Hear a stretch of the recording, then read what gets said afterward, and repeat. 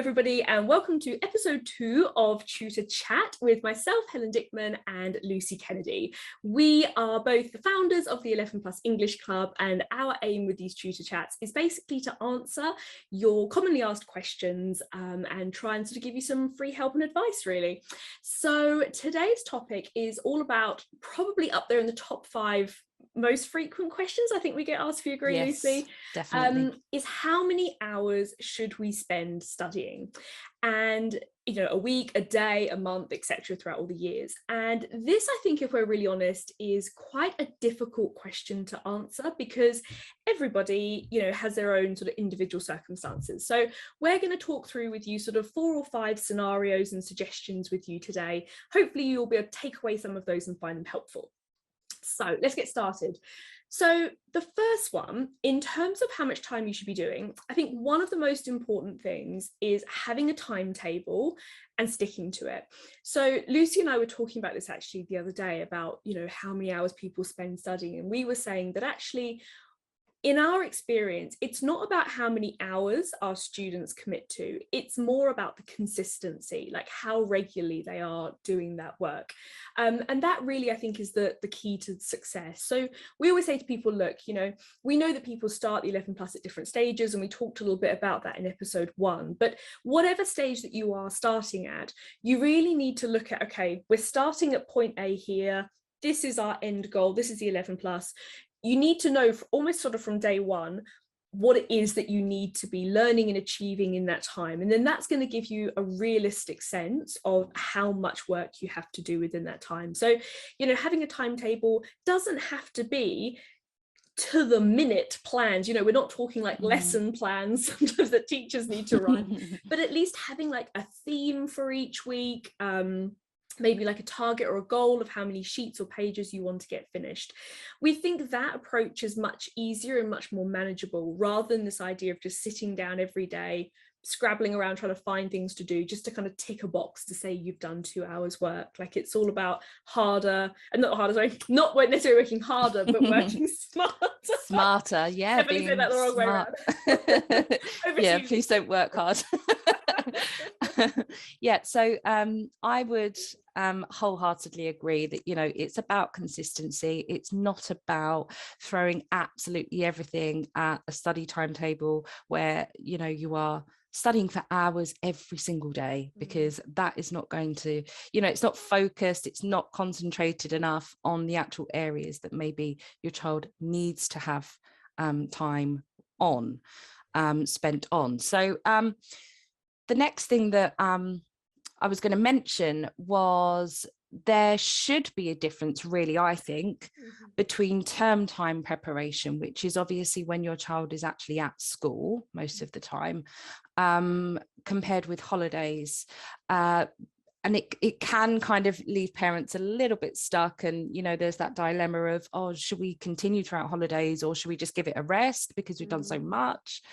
I would say, again, it's whatever works for you, but based on that kind of plan, that scope that you have for the year ahead and what you should be working on. If you think your child is navigating through that quite well, and they've been working really hard, then yeah, by all means, and you've got a holiday booked or something like that, then absolutely take the week off.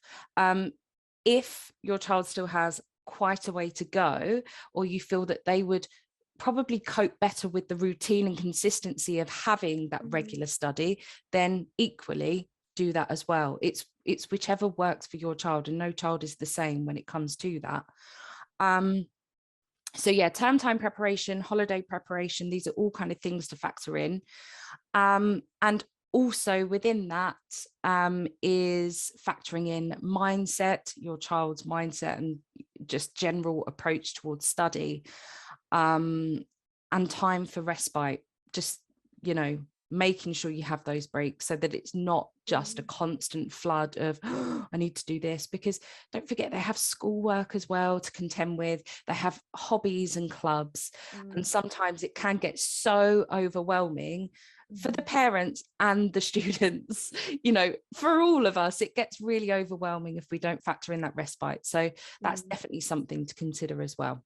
Definitely. And I think actually that kind of goes back to the timetabling. Something, again, Lucy and I were talking about earlier was this idea that, we all work in different rhythms. And I think, as adults, we become a lot more sort of self-aware of this. But I do think it is something that we can encourage in our kids to think about as well. So, I worked with a family last year who, they were struggling to sort of fit in the work. They didn't necessarily want to give up all the clubs and things they were doing, which again, we've worked with families who sometimes get rid of all the clubs and just do 11 plus. I don't think we would really recommend doing that, because it doesn't quite, I don't think it quite sort of encourages in children this sense of like a bit of a work-life balance, and being able to switch off and have fun. But equally, if they're doing like 3 hours of clubs every evening, the reality is that if you're trying to squeeze in 11 plus preparation at 8 o'clock at night, it's probably going to be a bit of a struggle.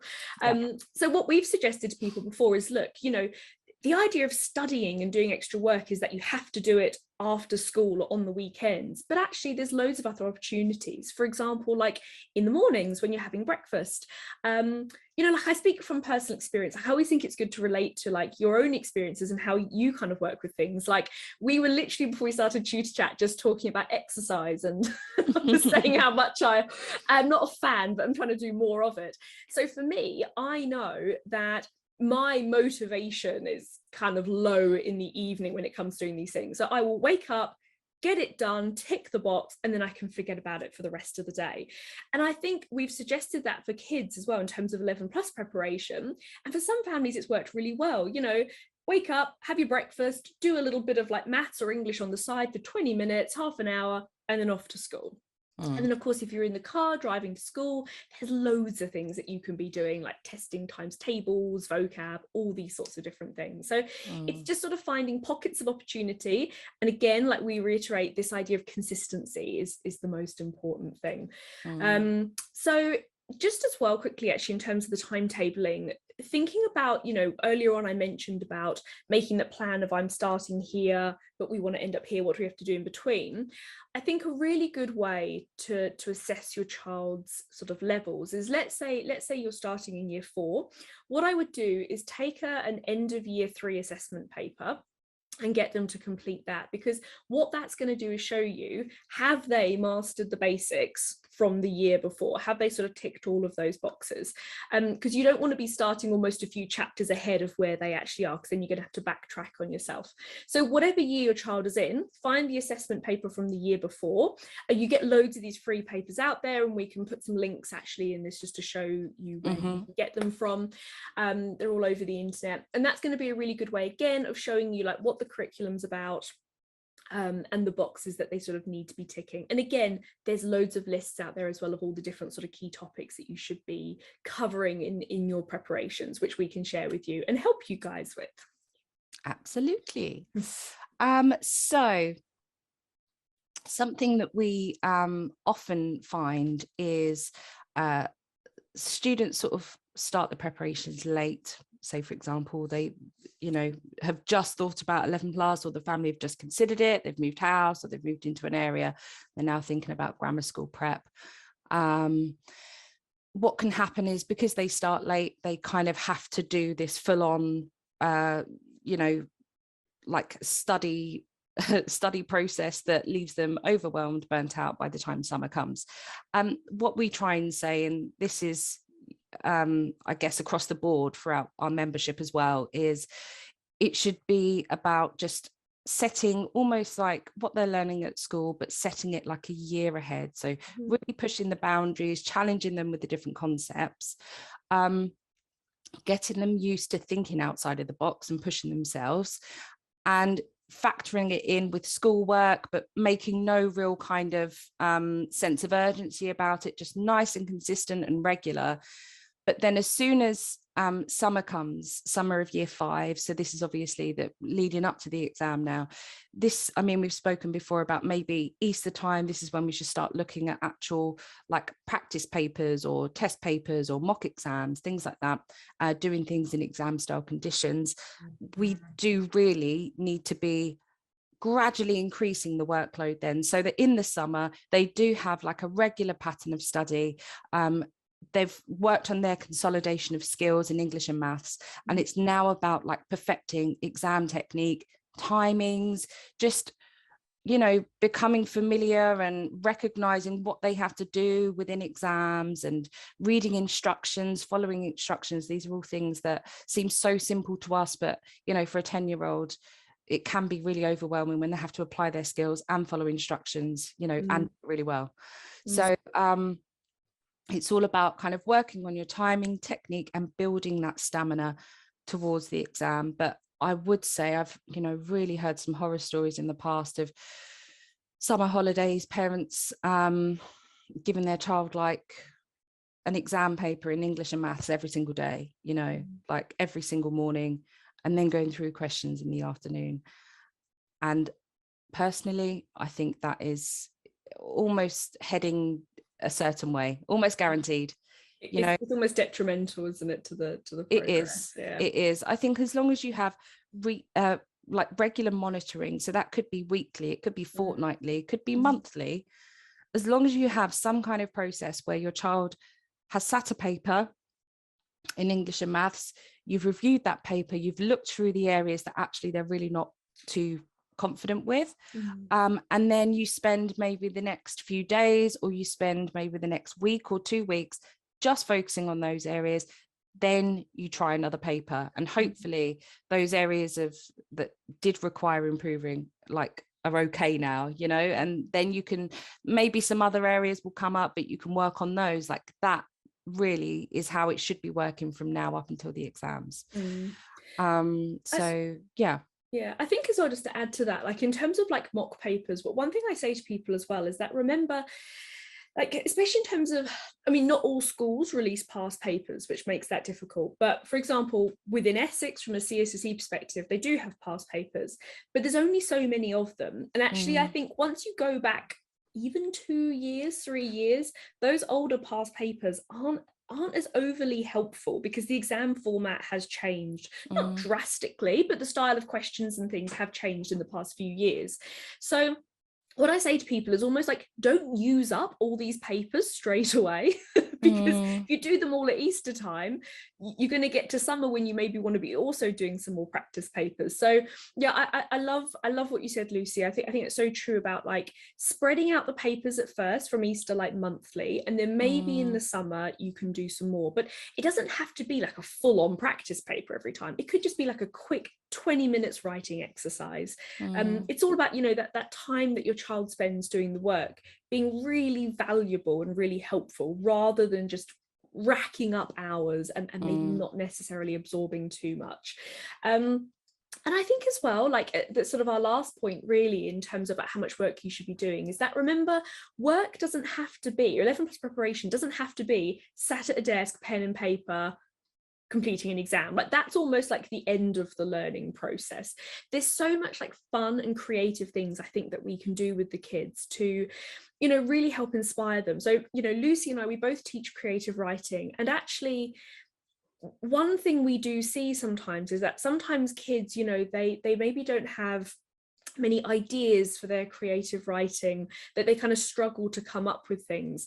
And I think sometimes giving them sort of more life experiences, I guess, like getting them out there, getting them sort of looking at things, physically doing things, asking them their opinions about things, really helps the kind of clogs get turning a bit more, you know, giving them opportunities. You know, like I'm always saying to them, like, you know, if it's asking you to describe a day out, for example, as like a random creative writing task, I always say to them, you know, like, use examples of places you've been to. In fact, you know, think of two or three great days out you've had, cherry pick the best bits and make your own little creative writing out of that. So things you could do, for example, we were talking about is let's say combining maths and English skills. So baking, I love baking, so I'm going to bring that as an example. So straight away you could find a recipe book. So from a maths perspective, the recipe might make, say, 12 cookies. You say to them, right, we actually only want to make 6. Let's sort out what we need to do with the ingredients. So there, straight away, you've got a bit of maths and like proportions and ratio and things like that.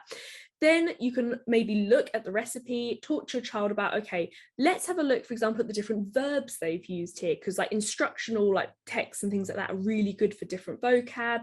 then you could actually make the food together, and then at the end you could do a creative writing task like write a review of these cookies or something like that, or actually a better one might be something like do a persuasive piece of writing trying to sell these cookies. So like for the kids it's fun, it's interactive, it doesn't feel like work, but we're slowly like feeding in all these different maths and English and a bit of life skills, you know, like I was not taught to cook properly at school, and it was something I had to learn the hard way as an adult. So, you know, this doesn't just have to be about English and math. So I think, you know, a lot of this stuff can be fun. We can, you know, be creative with these sorts of things as well. Yeah, just to keep them engaged.